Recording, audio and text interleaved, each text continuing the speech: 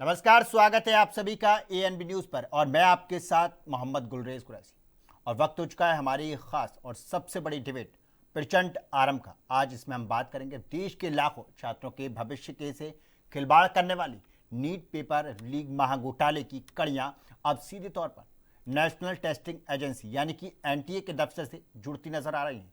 और पहले chemistry professor PV Kulkarni और फिर बॉटनी लेक्चरर मनीषा मांद्रे की गिरफ्तारी के बाद अब सीबीआई जांच की इंटर रिपोर्ट्स ने जो सच सामने किया है उसने पूरे देश को सन्न कर दिया है। और पुणे से गिरफ्तार हुई ब्यूटिशियन मनीषा बागमारे सीधे एनटीए के एक बड़े अफसर थे संपर्क में थी।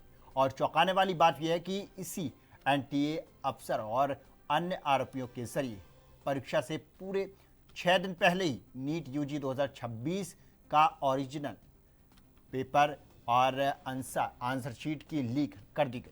और सूत्रों के हवाले से खबर है कि जेल में बंद प्रोफेसर कुलकर्णी ने ही इस ब्यूटिशियन की मुलाकात एनटीए के उस रसूखदार अफसर से कराई थी और जिसके कांधों पर पेपर फाइनल करने के से लेकर एक्सपर्ट कमेटी बनाने तक की बेहद गोपनीय जिम्मेदारी थी। यानी कि जिस एजेंसी पर निष्पक्ष परीक्षा कराने का जिम्मा था और वही विभीषक इस महापाप के शामिल था।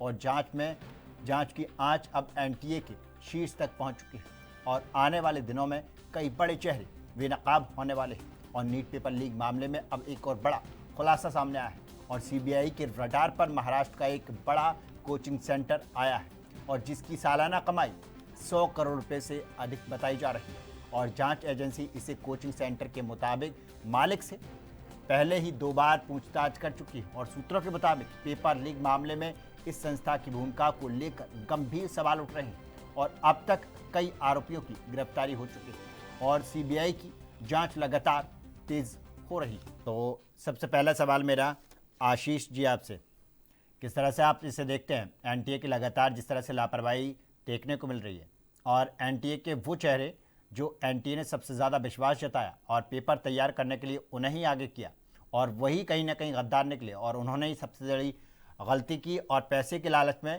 तकरीबन 23 लाख अभ्यर्थियों का भविष्य जो है उनके साथ में खिलवाड़ किया।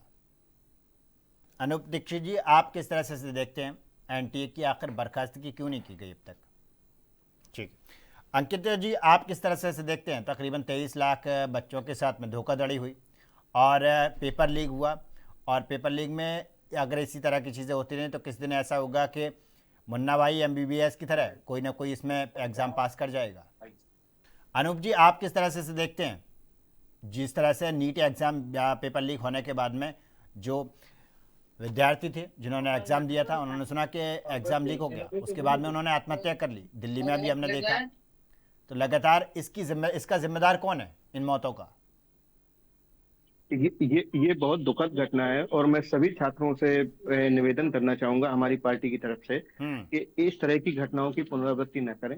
कहीं ना कहीं मैं समझ रहा हूँ कि छात्र छात्राओं की, विद्यार्थियों की भावनाएं बहुत आहत हुई हैं क्योंकि विद्यार्थी साल भर नीट एग्जाम के एक दिन के लिए बहुत तैयारी करता है, दिन रात लगा रहता है, आर्थिक परिस्थितियों से जूझते हुए भी वो अपने आप को तैयार करता है पेपर देने के लिए। और पेपर देने के आने के बाद कहीं ना कहीं इस तरह की जब घटनाएं सामने आती हैं कि पेपर लीक हो गया तो मैं बिल्कुल सत्य बात है ये कि छात्र छात्राएं, तो इसकी कुछ जिम्मेदारी सरकार की बनती है?